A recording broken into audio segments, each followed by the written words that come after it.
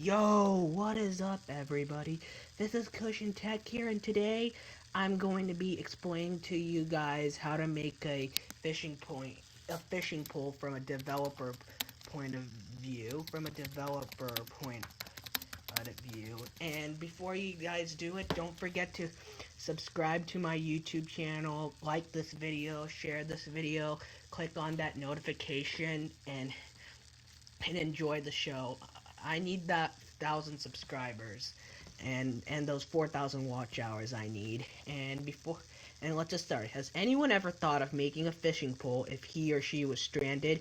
Fishing is a fun activity where anyone has a pole attached with a string and a hook bait and a handle to pull up the string, and the string slash hook slash bait goes into the water and the fish bites it on and the hook gets stuck in its mouth and have to and has a spinner to pull it towards you and catch it, because the thread and line and hook are attached to the fish. And when the fish gets tired or realizes it can't escape, it goes out. It lets the fisherman take them, or whatever the person's strand. A lot of people who like enjoying fishing as a hobby, but they don't want to waste their money buying a new fishing pool. So the question is, how do I make a fishing pool from scratch?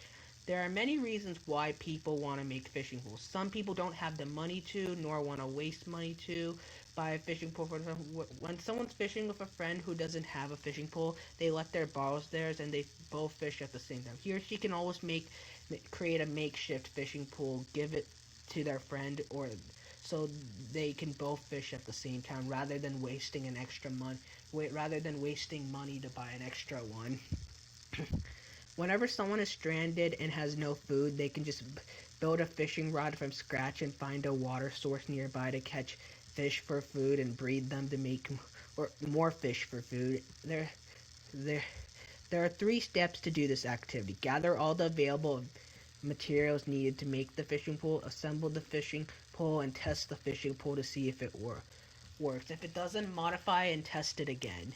First of all, before a person starts building his or her rod, he needs to gather all the materials necessary to build the fishing rod, depending on what type of rod it is. The project is focusing on a bamboo fishing rod. For starters, it's going to be needing blanks made of bamboo, connectors known as furrows that are made of metals, which keeps the pole from breaking. To elaborate on that, anyone can buy bamboo from any nearby plant nursery that offers it, and they're very cheap. The bamboo stick must be 8 to 10 inches long and 1 to 2 inches wide. Another thing it needs is grips for the handles of the fishing rods, which are then made from a cork that can be found from the outer bark of an oak tree. Guides are tiny ring-like holes that are attached along the length of the fishing rod to control the line during casting. The guides are made by cutting and bending wires of steel or chrome plate brass. For instance, a nylon thread that can be used as the string that carries the bait is a string that has a less chance of breaking. To amplify this, a reel seat is the part of the fishing rod to which a steel reel containing a nylon fishing line can be attached. Reel seats are made from aluminum, chrome-bladed brass, or plastic. They then attach to blanks. Reel sheets can regulate how many lines can thread through guides. Anyone can use the crank on the reel seats to pull a string up or down. The reel seats are a basis of a fishing rod. To explain more in depth, if anyone unlocks the reel seat, the line will fall through the guides. If anyone wants to cast a fishing rod far, open the seat, hold the line with the finger so it doesn't fall, and then let it go when casting it. By casting it means you have to similar to how you hit a baseball bat, or pass a baseball, hit a baseball with a baseball bat, or pass a lacrosse a hockey puck with a hockey stick and all that. To explain more in depth, if anyone unlocks the reel stick, the line will fall through the guides. If anyone wants to cast a rod far, open the seat, hold the line with the finger, and then let go of the string while casting it. The user attaches a reel and threads the line from the reel through the guides. To bring this to a close, anyone can order metal materials for making the rod on line. Super glue is needed to glue the guide/ring-like parts to the blank/pole. Overall, anyone needs all the materials for the fishing rod to work. Subsequently, a person has to go through and watch many steps on how to assemble the fishing rod from scratch, with the materials for it to work very well and not break. To explain this, the fishing rod must have a bamboo stick/brink as the base of the fishing rod attached to with many parts of it. Most of the time, the blank/poles are attached with connectors known as furrows. Furrows are made from metal and are attached to the ends of a blanks with strong cement or super glue. The grips of the handles of the fishing rods are made of a natural cork obtained from the outer bark of the certain evergreen oaks found in the Mediterranean regions. The mini handles of the fishing rod is used to bring the line up from the ground or water and must be attached to the reel seat or bank.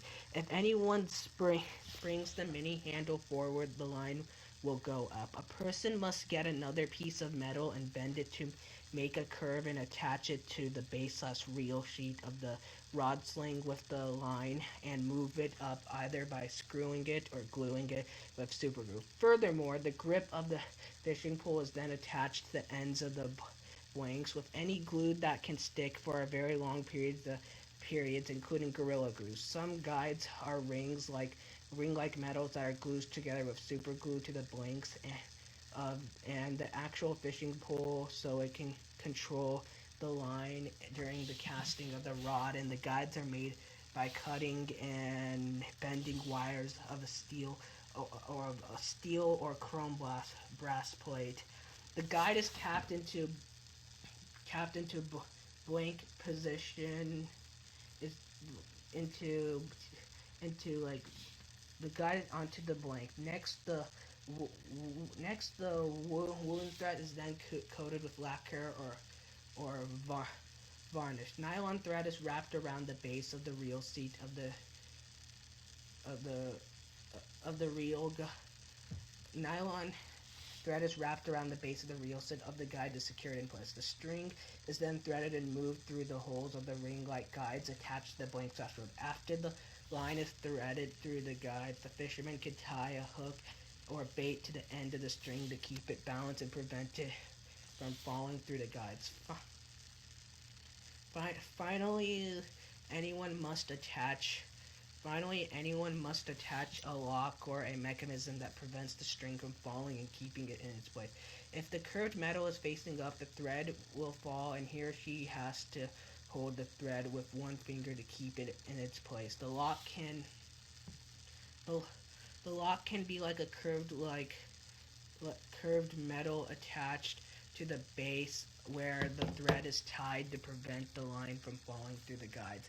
If the curved metal is down, the thread can't move, but if the curved metal is up, the thread will have enough room to move from its position. The handles of the fishing rod can bring the line up from its last standing point. The handles of the fishing rod can bring up the line from its standing point. The handle only can be spun or cranked up if the base is locked and the curve is down from one of the fish when the fishing pole pulls up. The thread of the point where he doesn't want it to he can then stop spinning the many handles on the base. Overall, assembling the fishing rod is an important step to making the fishing rod hook. Finally, a person has to test all the features of the makeshift fishing rod to make sure that the fishing rod works and is good enough to use for later times. To elaborate on this, if something doesn't in the rod work, the person might have to look at the rod to see what's wrong and fix the place where it's causing a mistake. This is similar to like in computer science where like you can you look through the code and see what's wrong and you're debugging. It's similar to debugging it.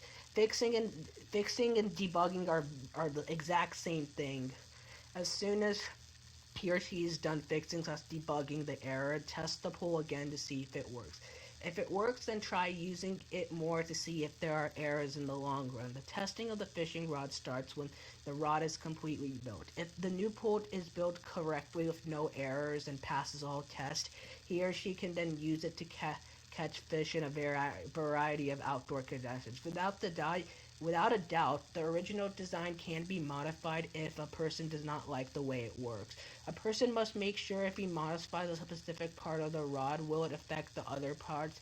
During the building process, all the parts must fit together correctly. If they aren't fit or placed correctly, the rod will have problems and can't function. The guides must be spaced the correct distance apart. If they're too far apart, the line will sag.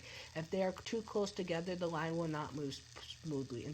Indeed, if part of the rod is broken or missing, the first step is to check where it is missing and get all the necessary materials to fix the part. After the fisherman's done fixing the rod, he must test if it works. If the whole fishing rod's worked, it's good to go. If it doesn't work, then fix it again and test it again until it works. In brief, a person must test the fishing rod to see if it works before using their for fishing. If the rod doesn't work or has a problem, she must find where the error is. In conclusion, if someone was stranded in the wilderness or on an island or fishing at a lake with their friend, he or she thought of making a fishing pole instead of buying it or wasting their money at the store.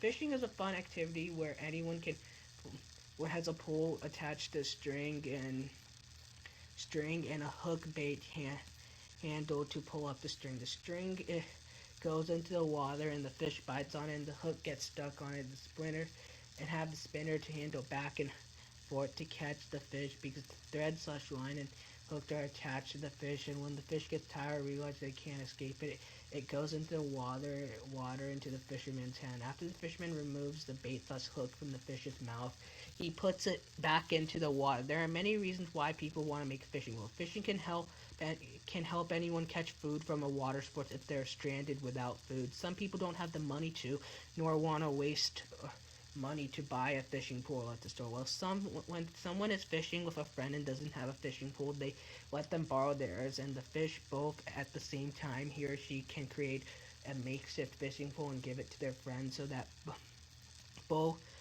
they both can fish at the same time rather than wasting money to buy an extra one.